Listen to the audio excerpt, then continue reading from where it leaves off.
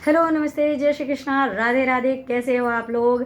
उम्मीद है बहुत अच्छे होंगे। 2020 है और 2020 का दिसंबर और जनवरी में बहुत ज़्यादा ठंड होने वाली है। पहाड़ों में बहुत स्नोफॉल हो रहा है, बहुत ज़्यादा बर्फ़ गिर रही है और मैदानी इलाकों में बहुत ठंड तेज़ी से हवाओं के साथ बढ़ने वाली है। न्यूज़ में ये सब सारी जानकारी तो आपको मिल रही होगी।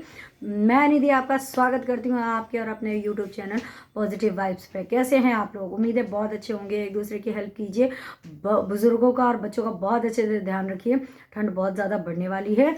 और चाय में दालचीनी डालकर पीना शुरू कर दीजिए। दालचीनी का पाउडर बना लीजिए और उसको थोड़ा सा चाय में डालिए। देखिए उसकी स्मेल भी बहुत अच्छी आती है और आपकी इम्यूनिटी भी बहुत अच्छी से इंक्रीज़ होती है। हमको अपनी इम्यूनिटी इम्प्रूव करना बहुत ज़रूरी है।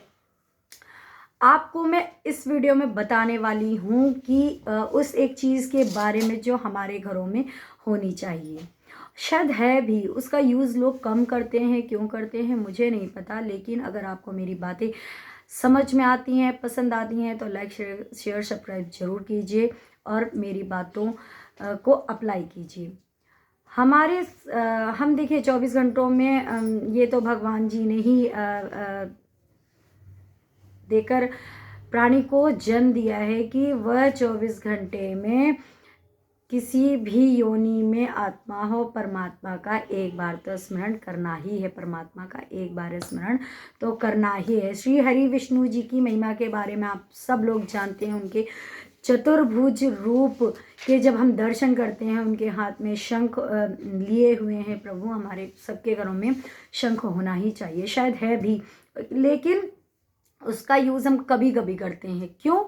क्योंकि या फिर पूर्णवासी की कथा कहानी में ही करते हैं जब हम व्रत करते हैं, या एकादशी पे करते हैं, या हम जब स्पेशल कोई पूजा कर रहे होते हैं या अनुष्ठान कर रहे होते हैं तब यूज़ करते हैं। हमें रोज़ करना चाहिए। शंखनाद तो घर में एक बार ज़रूर होना चाहिए। सुबह सुबह के टाइम हो तो बहुत अच्छी बात है। आपने देखा होगा लॉकडाउन के टाइम श्री कृष्णा रामायण जो भी बहुत अच्छे धार्मिक प्रोग्राम आते थे, उसमें भी जब प्रभु किसी युद्ध पे जाते हैं या युद्ध से विजय प्राप्त करके आते हैं तो शंखनाद बहुत ज़ोरों से किया जाता है। सबसे पहली बात तो श्री भगवान जी का आवाहन करने के लिए कि हे प्रभु आप हमारे घर में पधारिए, हमारी पूजा स्वीकार कीजिए। इसलिए शंख को बजाकर प्रभु का आवाहन किया जाता है, श्री हरि विष्णु जी का आवाहन किया जाता है। इसके अलावा शंख भी दो प्रकार के होते हैं, एक बजने वाला और एक ना बजने वाला। बजने वाला तो शंख आपको बजाना ही चाहिए। शंख तो 24 घंटे में दिन में एक बार तो ज़रूर बजना चाहिए। सुबह सुबह के टाइम बजे तो बहुत अच्छी बात है, क्योंकि सुबह सुबह का टाइम बहुत अच्छा अपने साथ एनर्जी लेकर आता है और शंख बजते ही वह सारी एनर्जी पॉजिटिव भी बन जाती है। हमारे चारों तरफ का ऑरा बहुत पॉजिटिव हो जाता है, सारी नेगेटिविटी हट जाती है और बच्चे भी अच्छे से नींद से उठ जाते हैं। हमारे बच्चों को पता होना चाहिए ना कि हमारे घर में, हमारे धर्म में भगवान की पूजा ऐसे की जाती है। आजकल ना सब फैशन में सब पूजा वूजा सब भूलते जा रहे हैं, तो हमारे बच्चों को बताना जरूर ही चाहिए।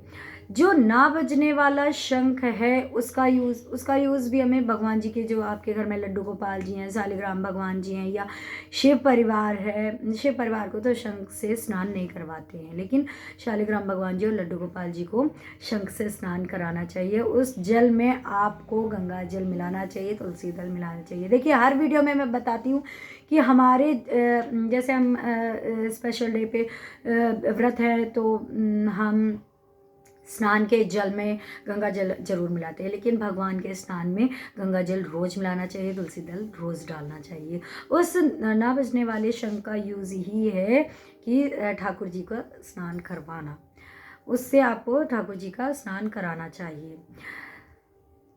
अगर आपके घर में समुद्र का जल है तो बहुत अच्छी बात है। समुद्र का जल वैसे तो जल्दी जल्दी किसी को मिलता नहीं है, लेकिन अगर है तो बहुत अच्छी बात है, लाना चाहिए। मुझे याद है जब मैं छोटी सी थी ना, तो मेरे घर में मेरे पापा जी समुद्र का जल लेकर आए, गंगा सागर से लेकर आए थे। सारे तीर्थ एक बार और गंगा सागर एक बार। सभी बड़े बुजुर्ग ऐसी कहावतें कहते रहते थे कि सारे तीर्थ बार गंगा सागर एक बार। तो हमारे घर में बहुत दिनों तक वो जल रखा हुआ था, बहुत अच्छी अच्छी पूजाओं में यूज़ किया जाता था। और क्योंकि समुद्र का जल अच्छा होता है, इसकी भी एक बात है। सारी नदियाँ, गंगा, यमुना, ब्रह्मपुत्र, कावेरी, कृष्णा, जितनी भी नदियाँ हैं पूजनीय हैं, हम देवी के रूप में उनको पूजा करते हैं, उनकी पूजा करते हैं, उनकी भक्ति आराधना करते हैं, उनमें स्नान करके हम अपने आप को पवित्र करते हैं। ठीक है, तो सारी नदियाँ मिलती तो समुद्र में ही है ना। यदि समुद्र का जल मिल जाए तो हमें सारी नदियों का ही जल मिल जाता है, जो कि बहुत मुश्किल बात है, बहुत पवित्र होता है। तो हमें समुद्र का जल अपने घर में लाना चाहिए और रखना ही चाहिए। आपको ये तो पता ही है, मुझे अलग से मिर्च मसाला लगाने की ज़रूरत नहीं है। देखिए, मैं सत्य ही बात कहती हूँ, मिर्च मसाला लगाने की मुझे कोई इतनी वो नहीं है कि मैं आपको मिर्च मसाला लगा के बताऊँ।